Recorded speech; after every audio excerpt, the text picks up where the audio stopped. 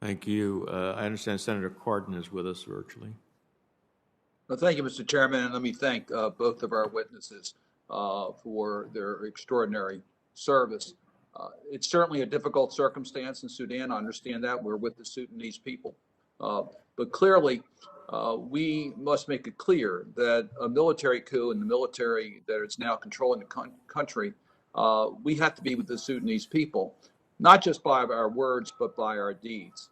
So as I listen to your testimony about what we're doing in consultation with other partners in the region and trying to work out some type of a reconciliation here, it seems to me we need to do more than that.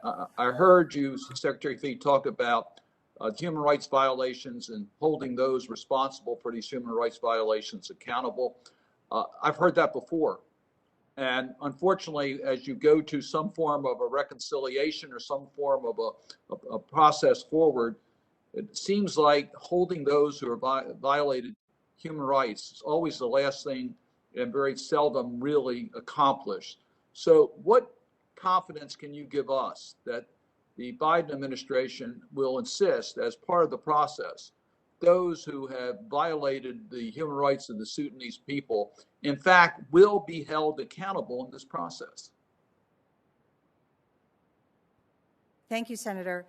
First of all, in addition to the programming that the Deputy Administrator referred to, I want you to just call to your attention that we have from the Bureau of Democracy and Human Rights a 3-year dedicated program to help the Sudanese document human rights violations. So that program is underway to support them in what they demand. Again, going back to the strength of the civilian stakeholder movement, they want accountability. And this is a key topic of discussion among the stakeholders who are now reviewing and desirous of changing the constitutional declaration.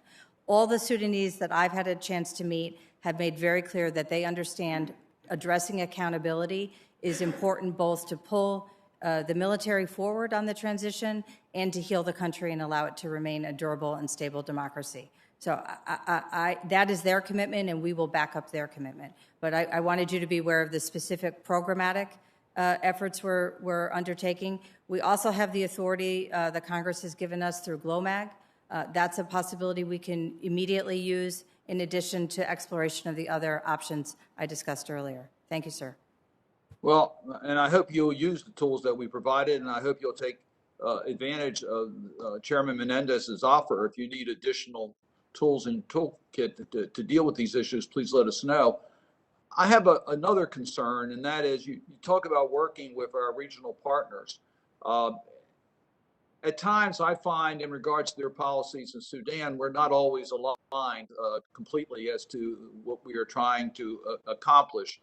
I have confidence in the Biden administration in supporting the Sudanese people over the military control, but I'm not certain about other regional partners in that region as to what they will do ultimately in regards to the power structure within Sudan, as well as holding those responsible for human rights violations accountable in the final resolutions here.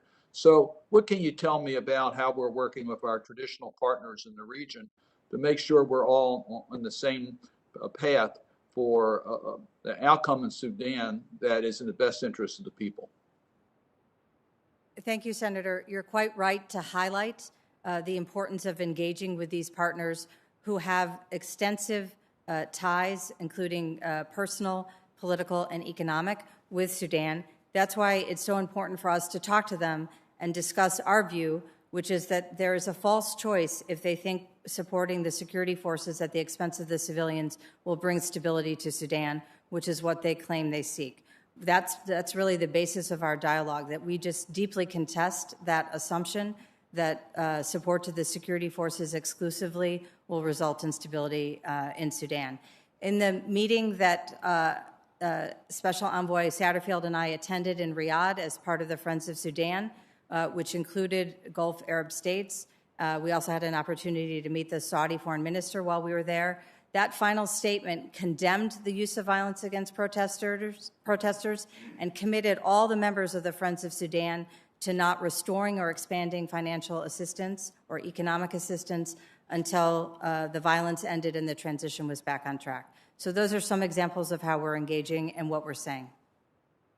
Well, I appreciate those responses. I think we need to follow this carefully because I've seen this in the past. We see statements that are made, but they're not carried out by the specific actions. And I hope that you will continue to make a priority a resolution in the interests of the Burmese people. I mean, Yemen, the people of Sudan, Sudanese people, as well as holding accountable those responsible for these human rights violations. Thank you, Mr. Chairman.